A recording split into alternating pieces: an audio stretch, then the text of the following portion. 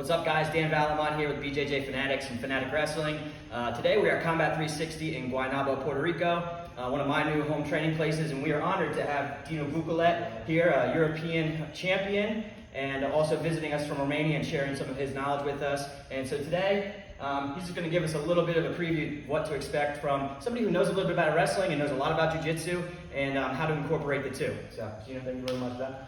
So, yes, I like to use a lot the two-on-one because, we start in a neutral here, and as good as my wrestling might be in yours, once I get to a dominant position here, I have a big advantage. We're not, battling still with stronger, faster. So one way we can do this, if they reach onto us, I can shrug my shoulder, grab the wrist. So a lot of the times, I use my shoulder to pass this hand in front. This is a very basic way to get two-on-one, also known as a Russian in wrestling. Okay? And if he's not reaching for my head, I can reach for his hand. Usually the front one is the one I'm looking for. Okay?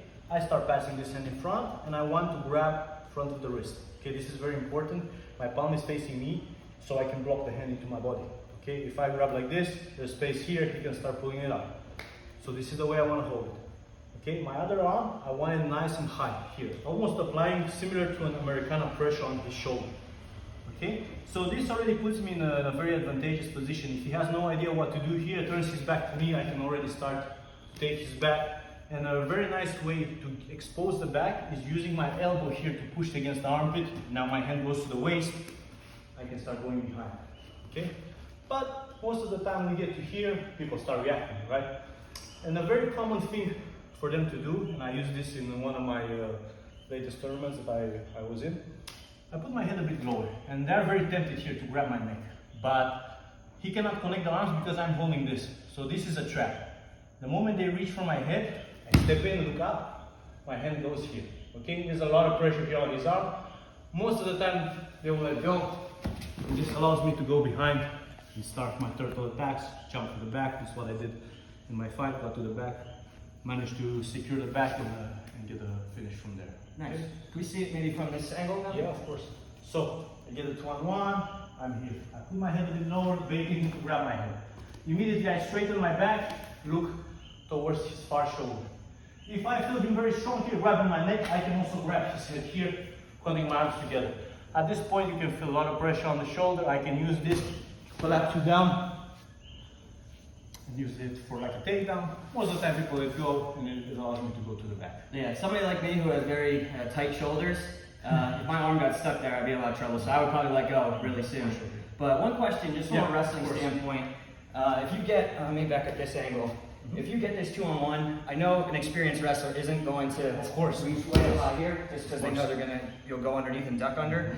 So I would say from a wrestling standpoint, more guys are probably going to post on the head or try to push away here. Are you doing anything from there? Yes. So a lot of the times people will post on my head and probably switch their legs, right, to make the pad to the pad bit. Yeah, so this makes it very hard for me to attack here, to go here. So this again exposes that side. So what I like to do here, I like to push the elbow, step, and now my arm from here is gonna go to his head. So whenever I go behind, my goal is to collapse my partner down. Very similar technique to the previous one. If I do it one more time, on this side, once they post onto my head, I step, pop the elbow, drag it down. Yes, this is one of the warm-up drills that I always do when I teach a wrestling class. Nice. The gym. Yeah, I mean, and the two-on-one is a great two-on-one of the Russian tie. Is a great position, one of my favorites for my wrestling career. And I love this as I'm transitioning into jiu-jitsu, being able to utilize the two-on-one and getting a really dominant position there. So really great stuff. Guys, it's been an honor working with Dino. It's fun getting to learn from him today. And the way you guys can learn from him is head to bjjfanatics.com. He's got 8 videos with us, I believe, right now, and there's a ton of knowledge in there. So just make sure to head to bjjfanatics.com, find Dino Bucalet. While you're there, check out all of our other great instructors. Make sure you're following our YouTube channel, subscribe to that, follow us on Instagram, Facebook, Twitter, all that good stuff. Thanks for watching, guys, and we'll see you soon.